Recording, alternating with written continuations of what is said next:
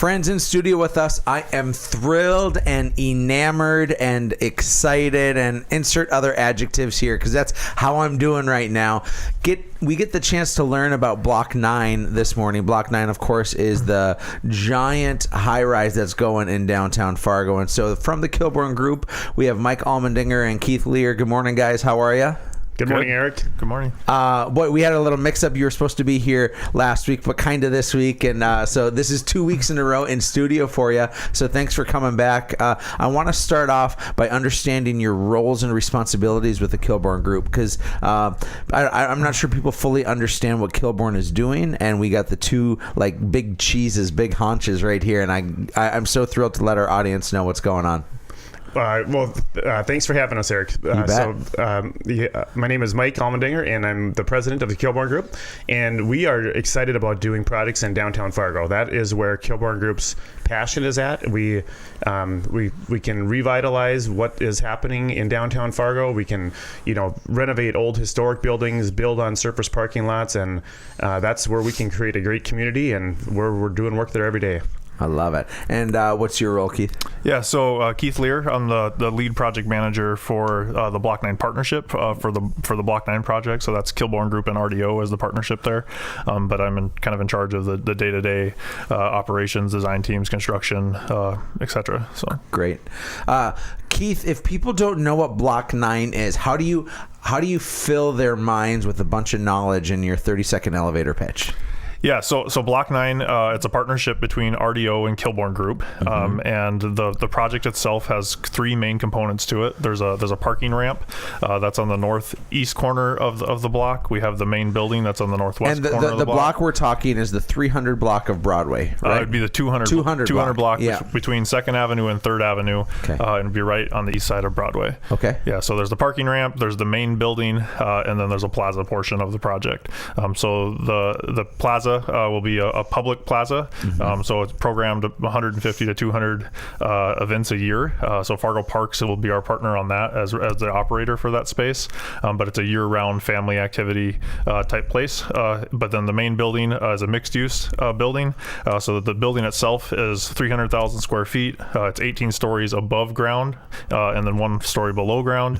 And then within the building, we have a hotel inside of it, a boutique hotel. We have retail space. We have RDO's corporate headquarters is going to be coming down to that space, so they're consolidating some of their regional offices. They're bringing about 300 to 350 team members into that space. Then we have a little bit more spec office, and then we have the residential component to the project as well. That's a long elevator ride to get all that out, because we're talking a serious undertaking, something that downtown Fargo hasn't ever seen before, is something this big.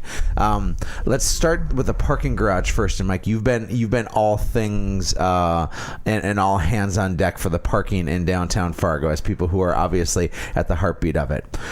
The Roberts ramp went in and fully opened up. Is it about a year now that it's been open? Yeah, it has been and open. I park down on the Roberts ramp every day, and I'll arrive oftentimes at 8:30 or 9. I'll have some other meetings around town, and I have to park like on the 6th floor or the 7th floor because it's filled with parking.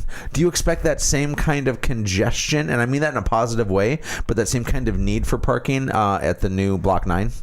Yes, I mean, with more people coming downtown Fargo to, lived in downtown, work in downtown Fargo, they have vehicles, and we need to be accommodating those. So, right. To achieve, the density and the activity on the sidewalks that we're all excited to have, we need to have that parking as well.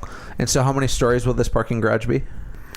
It's 7 stories, Beautiful. But 379 stalls. So that's, the Roco ramp's about 450, so we're a little bit less than that, but still a pretty good size ramp. Absolutely it is.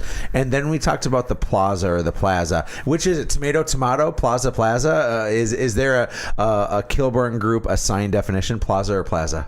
We say plaza. Okay. I think he said plaza. Yeah. Now there's tension here in the studio, everybody. I saw some sort of statistic that it looks like up to 150 events a year will take place at this plaza. Is that right? Yes, it's going to be a great partnership with the Fargo Parks. We went down to Rapid City. There's a plaza that was created down there about I don't know, like 8 or 10 years ago, called Main Street Plaza, and it's a similar size space, and there's three programming spaces that will be created in this plaza to draw and kind of attract people and family. So you're going to have a splash pad that'll be a great attraction for kids during the summer. Right. Ice skating rink. So can I go and play on the splash pad too? I'll even go with you if you go, Eric. Challenge accepted, Mike. and then so ice skating rink for activities in the winter, and then performance stage, and that will allow the Fargo Parks to hold many different events that we're all excited to have in downtown. So those are the two really smaller pieces of the project. And then we get ourselves to the Highrise. And what's interesting, I was in Los Angeles earlier this week, and there's some big buildings there. And then if you're in New York, those are even bigger buildings. And we tend to go wide instead of tall here in North Dakota. But we're looking at 18 stories, the tallest building in Fargo. It'll peak above the Radisson by just a few feet, right? Yeah, so I think the Radisson's 207 or something like that, and we're 235. So take that, about 30 feet. Yeah, but yeah, I mean, it really size and scale. When you're around the building, it'll feel like the Radisson. Yeah. Now there's condos for sale at the very top.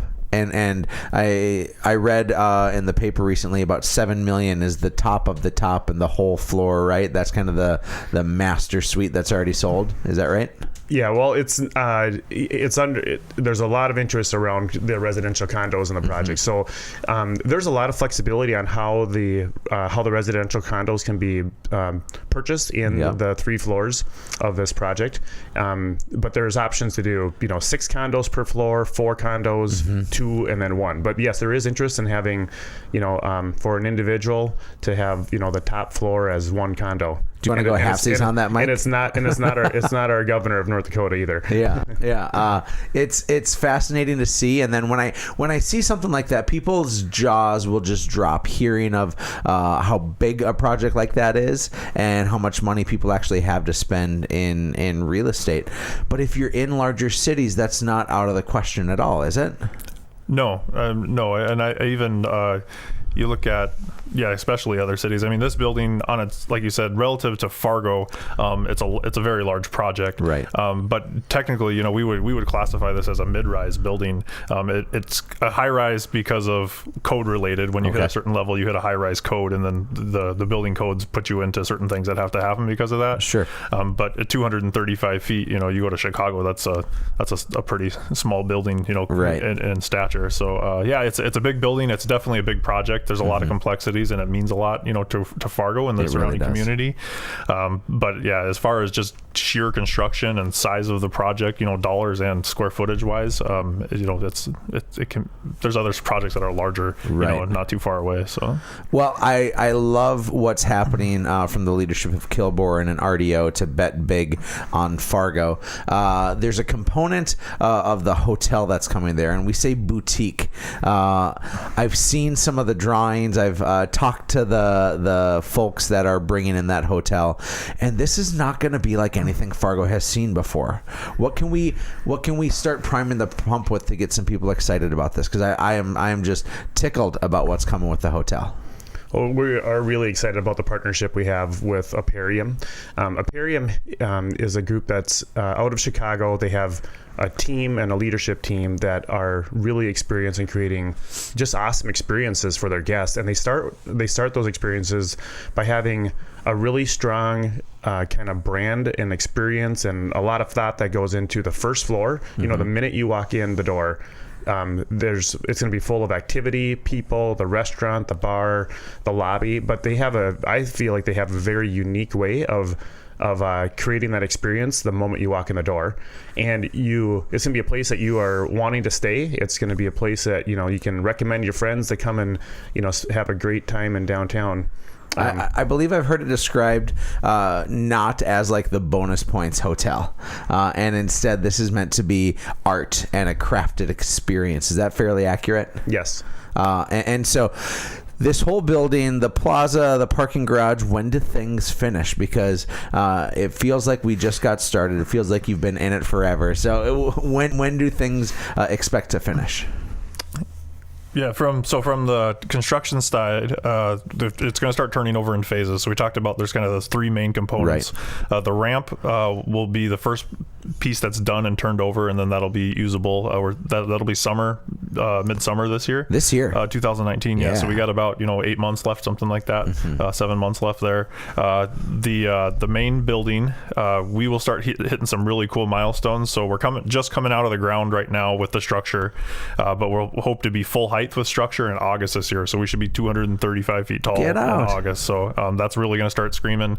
But the main building, somewhere summer to early fall of 2020. So next year would be done. So almost about a 2-year total construction time on that. And then the plaza, right now we're utilizing the plaza space as kind of a laydown and staging yard to service the main building. So that'll be last. So the plaza is the last portion. Construction for the plaza will really get underway summer of 2020, but then hoping fall to early winter of 2020 is when the plaza would open. Jeez. Amazing stuff, guys. I can't wait. Thanks for coming in studio today. Thanks for your hard work and investing in our community. It means a lot. Folks, we're going to swing to break, but in the meantime, head to livefargomoorhead.com and find out what your home is worth. This is Real Estate Radio with Erik Hatch.